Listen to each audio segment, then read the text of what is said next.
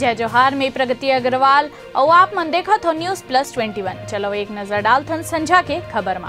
छत्तीसगढ़ के रास्ता गांजा की तस्करी बर अब नहीं रही आसान। आलू के आड़ में मादक पदार्थ ले जात रही मध्य प्रदेश पकड़े गई। भीषण सड़क हादसा, ट्रक और एम्बुलेंस के बीच जबरदस्त चक्कर, 4 लोगन के दर्दनाक मौत, जांच में जुटी पुलिस। संयुक्त किसान मोर्चा के बैठक में बड़े फैसला, 29 नवंबर के ट्रैक्टर ले संसद मार्च करी स्थगित। कोरोना के नवा वेरिएंट ला लेके छत्तीसगढ़ में घलो अलर्ट, देश के अन्य राज्य और विदेश ले आए वाले लोगन के हो ही टेस्टिंग। अंबेडकर अस्पताल के जूनियर डॉक्टर हड़ताल में, डॉक्टर ह कही मांग पूरी नहीं हुई तो करबो अनिश्चितकालीन हड़ताल। फेर मंडराए लगीस कोरोना के खतरा, कोरोना के नवा वेरिएंट ले प्रभावित देश के बंद करो उड़ान, केजरीवाल ह करीस पीएम मोदी ले अपील।